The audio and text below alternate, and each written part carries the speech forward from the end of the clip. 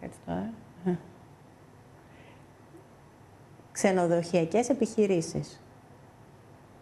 Ναι. Τουριστικών επαγγελμάτων δηλαδή και ξενοδοχειακών μονάδων. Τουριστικών επιχειρήσεων. Συγγνώμη, κόλλησα.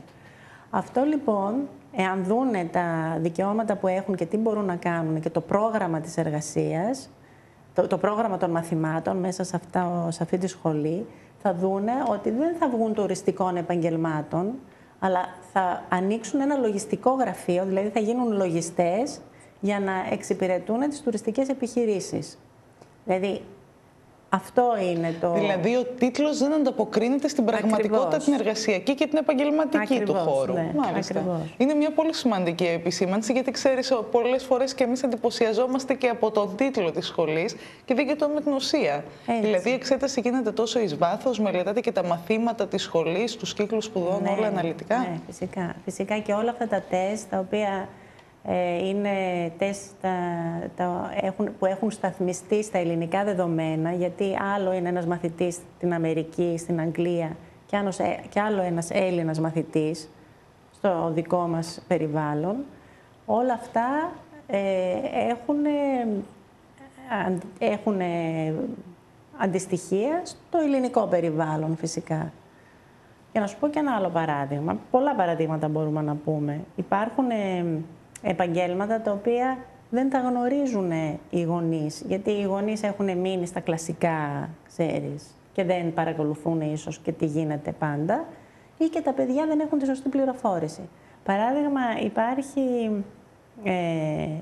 υπάρχει σχολή μοριακής βιολογίας. Αν δεν το ψάξουν σε βάθος και αν δούνε πάλι επαγγελματικά πόσους κατοχυρώνει, μπορεί να πιστεύουν ότι βγαίνοντας, εάν δεν βρουν δουλειά κάπου αλλού, μπορεί να δουλέψουν και σαν βιολόγοι. Δεν μπορούν όμως. Δεν μπορούν. Όχι. Μόνο σε εργαστήρια, σε φαρμακοβιομηχανίες, μόνο στην έρευνα. Δεν μπορούν να δουλέψουν σαν βιολόγοι. Ένα παράδειγμα.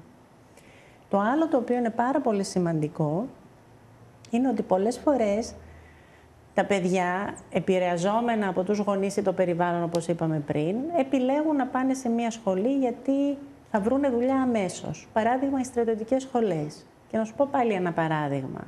Αποφασίζει η οικογένεια μαζί με το παιδί που ακολουθεί, επειδή είναι ένας καλός μαθητής, είναι καλός σε φυσική κατάσταση, να δώσει τη σχολή Ευελπίδων.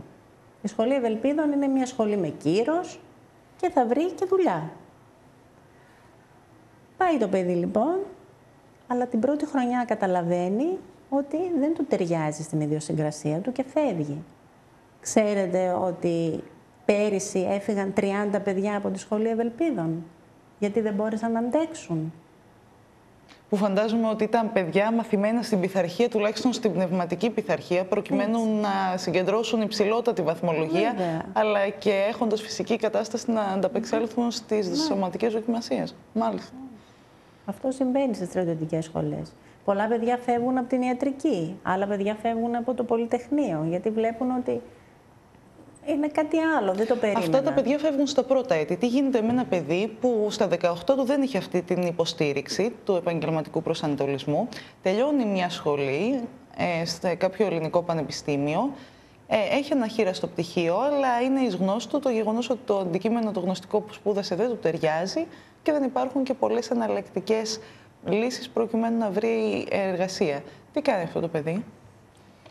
Μπορεί να απευθυνθεί σε ένα σύμβουλο πάλι και να κάνει μια συμβουλευτική για επαγγελματική σταδιοδρομία. Δηλαδή, να κάνει πάλι από την αρχή τεστ προσωπικότητας, ικανοτήτων, ενδιαφερόντων και αξιών, για να δει τελικά τι είναι αυτό που του ταιριάζει και έχοντας φυσικά σαν ένα πολύ καλό προσόν και ότι τελείωσε μια σχολή, να δει σε ποιο τομέα μπορεί να ασχοληθεί αυτή τη στιγμή της ζωής του. Υπάρχει και δεύτερη ευκαιρία δηλαδή. Πάντα υπάρχει. Και τρίτη. Γιατί διαφοροποιείται, γιατί ονομάζεται δηλαδή συμβουλευτική επαγγελματική σταδιοδρομία και αν είναι τόσο στενά συνδεδεμένη με την επαγγελματική σταδιοδρομία του κάθε παιδιού? Ναι, επαγγελματικός προσανατολισμός είναι για τα παιδιά τα οποία ξεκινάνε τώρα. Επαγγελματική σταδιοδρομία είναι για τα παιδιά που είναι για τους ενήλικες πια, που μπορεί να μην είναι νέοι, αλλά μπορεί να είναι και λίγο μεγαλύτεροι στην ηλικία, οι οποίοι θέλουν να αλλάξουν επάγγελμα ή θέλουν να δουν τι είναι αυτό που πραγματικά τους ταιριάζει σαν επαγγελματική σταδιοδρομία. Ηλιάνα, ξέρουμε ότι οι παλιότερες γενιές, οι προηγούμενες, για να μην είμαι πολύ αυστηρή από τις δικές μας, θεωρούσαν την αλλαγή επαγγέλματος κατά τη διάρκεια της ζωής του ανθρώπου ως κάτι το μεμπτό. Μάλιστα, πολύ μέμφονταν αυτούς που άλλαζαν συχνά επαγγέλματα. Τι θα συμβεί από εδώ και στο εξής? Τώρα πια έχει αλλάξει αυτό, έχει χρόνια που έχει αλλάξει και οι συνθήκες της ζωής μας, η παγκοσμιοποίηση, όλο αυτό που συμβαίνει, η αγορά εργασίας η οποία έχει ανοίξει πάρα πολύ, έρχονται, μπορεί να έρθουν Ινδοί από μια άλλη ήπειρο να δουλέψουν σε εμάς, να αναλάβουν ένα project ή οτιδήποτε. Όλα αυτά βλέπεις ότι είναι πολύ ρευστά και έτσι μας αναγκάζουν να αλλάζουμε δουλειές, να αλλάζουμε τόπους, να αλλάζουμε επιχειρήσεις, οι οικονομικές καταστάσεις, η οικονομική κατάσταση η οποία δεν είναι πάντα σταθερή. Και αυτή είναι μία άλλη παράμετρος. Η οικονομική κατάστασή μας δεν είναι πάντοτε σταθερή. Οπότε μας κάνει να μεταπηδούμε και αυτό είναι το ουσιαστικό, να μάθουμε στις αλλαγές.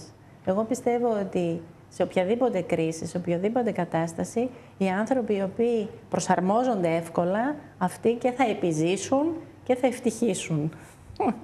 Ένα πολύ ωραίο μήνυμα. Αντίστοιχα όμορφα μηνύματα θα μας μεταφέρεις και την επόμενη Τετάρτη στις 3 το μεσημέρι. Δώσε καλησπέρα στον αέρα. Μέχρι τότε, αν κάποιος επιθυμεί να σε συμβουλευτεί κατηδίαν, πού μπορεί να σε βρει? Στο γραφείο μου που είναι στη Φραγκίνη 7, στα Λουλουδάδικα, και το τηλέφωνο μου για να κλείσουμε ραντεβού είναι 6944 418 624. Επίσης, μπορείτε να καλείτε στο τηλεφωνικό κέντρο του Europe One στο 2310 540 601 για περισσότερες πληροφορίες. Άλλωστε, η Ηλιάνα μας έχει υποσχεθεί ότι την επόμενη Τετάρτη θα μας μάθει τεχνικές χαλάρωσης για παιδιά και γονείς λίγο πριν από τις πανελλαδικές εξετάσεις. Αξίζει λοιπόν να το παρακολουθήσετε. Ηλιάνα, ευχαριστούμε πολύ. Καλό σου απόγευμα. Και εγώ ευχαριστώ πολύ.